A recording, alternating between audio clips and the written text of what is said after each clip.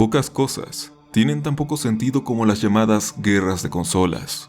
Usuarios inclinados por una compañía de videojuegos que se desviven y pelean fieramente contra otros intentando defender lo que, según ellos, es una mejor plataforma, desarrolladora o lo que sea. Todo esto, siendo que muchas veces los rivales comerciales son solo eso, gente común y corriente que trabaja en compañías distintas, pero que a la final son incluso muy buenos amigos. El mundo de los videojuegos es muchas veces más frívolo de lo que uno quisiera pensar, así que tampoco es que haya verdaderos actos agresivos entre rivales. O al menos, eso es lo que uno pensaría hasta antes de escuchar la siguiente historia.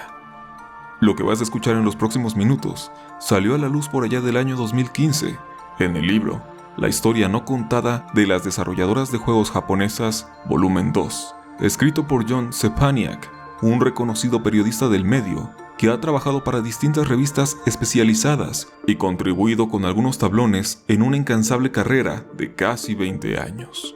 El libro en cuestión pertenece a una trilogía en la cual se documentan algunas de las historias y secretos mejor guardados de la industria del gaming japonés, desde asuntos corporativos, curiosidades sobre el desarrollo de algunos juegos o, como en este caso, relatos verdaderamente turbios.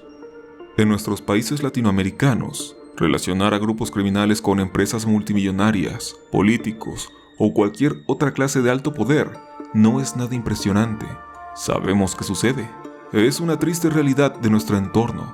Por lo mismo, solemos creer que esto en países del primer mundo no ocurre y que todo funciona de manera perfectamente limpia y orgánica. Pero esto es un pensamiento demasiado inocente.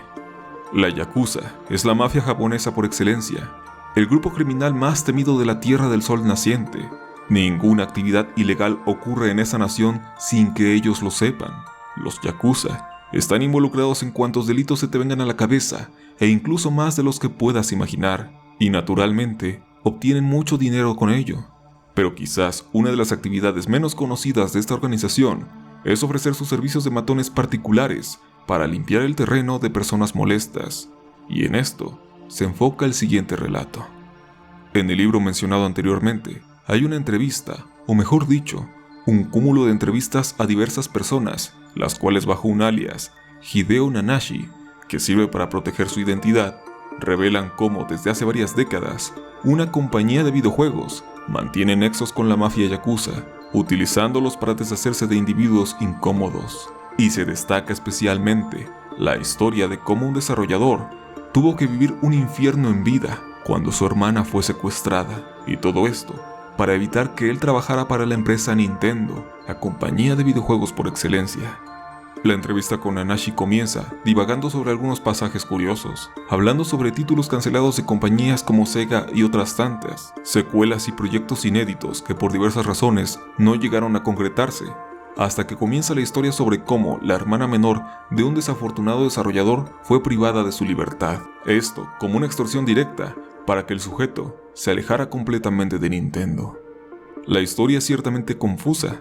El sujeto menciona que se vio obligado a hacerles frente, y para esto se hizo una máquina arcade, presumiblemente de la compañía en cuestión, y una grúa. Llevó la máquina fuera de sus oficinas y la destrozó para luego amenazar con que uno de sus empleados sería el siguiente, aunque aclara que tuvo que contratar a alguien ajeno para realizar esta rústica amenaza, el cual llevaba una carta a su nombre, así que no vivió de primera mano el incidente, pero parece que resultó según el plan. En ningún momento se menciona directamente de qué empresa se trataba, y las referencias al lugar donde las oficinas estaban ubicadas y algunos detalles más sobre el incidente son cuidadosamente censurados para proteger las identidades a fin de no involucrarse en problemas legales o evitar que de alguna forma se vea comprometida la seguridad de los involucrados.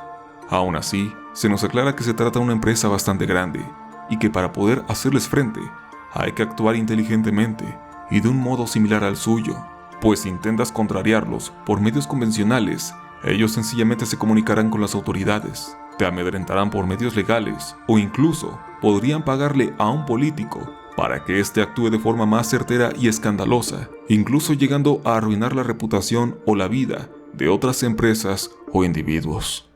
Otro detalle sumamente curioso que deja ver es que la compañía responsable del secuestro mantiene una práctica llamada salas de aislamiento, las cuales consisten en deshacerse de los empleados encerrándolos en habitaciones completamente vacías, sin darles nada que hacer, algo que puede durar desde unos días, semanas o incluso meses, como una forma de ejercer presión para que entren en desesperación y terminen renunciando. Hay que decir que en este punto la historia suena bastante extraña, pues es difícil creer que cosas tales como compañías de videojuegos vayan de la mano con organizaciones criminales, pero a decir verdad, esta relación ha existido desde siempre. Aunque en el contexto de esta historia resulta irónico, es bien sabido que desde finales de los 1800 e inicios de los 1900, antes de que Nintendo se dedicara a los videojuegos, la compañía tuvo nexos con los Yakuza, y que a lo largo del tiempo existen muy puntuales historias sobre cómo la Gran N utilizó matones para actividades de intimidación diversas, aunque todos estos casos son tratados como simples leyendas urbanas. Lo cierto es que se habla de que si Nintendo pudo salir adelante, fue gracias a esta relación criminal, ya que sus salas de arcade siempre eran víctimas de personas que trataban de abrir las máquinas, tanto para robar el dinero de ellas como sus componentes, a una forma de piratear su tecnología, y por esto, esas salas están protegidas por matones dispuestos a golpearlos. En cierto modo, eran un mal necesario para garantizar su progreso.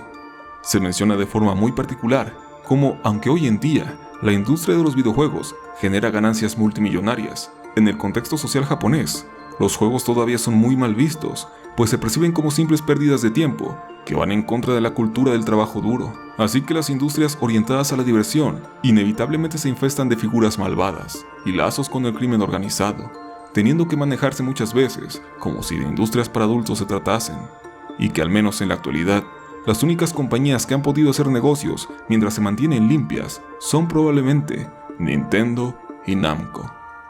Los medios que han tratado el asunto de esta entrevista han teorizado mucho sobre la compañía responsable por el secuestro de la hermana de este individuo, misma que ejecuta esa política de las salas de aislamiento, y nombres como Sony o Konami han ido indirectamente señaladas, aunque la teoría más aceptada es que se hablaba de Sega, aunque definitivamente es difícil saberlo.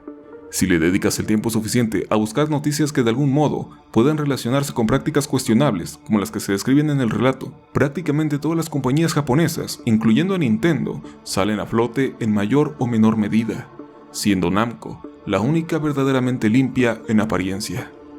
La página Nintendo Live, que fue la primera en hacer un artículo al respecto, maneja que, aunque están totalmente conscientes de la identidad de la empresa y del implicado en la entrevista, se reserva la información a fin de no desencadenar acciones legales, y que, aun si algún curioso consigue el nombre, debe tomar en cuenta que aquel informe no debe considerarse como un reflejo de la empresa hoy en día. Aparentemente lo hecho por el anónimo sirvió para conseguir la libertad de su hermana, aunque no se entra en detalles muy claros del asunto. Esta entonces sería solo una historia de tantas, siendo un ejemplo de cómo el crimen se ha terminado infiltrando en la industria japonesa de los videojuegos. Si quieres saber más al respecto, puedes consultar el libro de John Szczepaniak. De hecho, te invito a buscar su trilogía, pues verdaderamente hay anécdotas y curiosidades invaluables que ayudan a dar otra perspectiva al panorama de una industria tan extraordinaria. ¿Qué opinas acerca de esta historia? Me gustaría saber tu opinión en la caja de comentarios. Espero que el video te haya gustado. Nos veremos en el siguiente para seguir conociendo las cosas más extrañas que este mundo tiene para contar. Mi nombre es Yoshimitsu. Sayonara.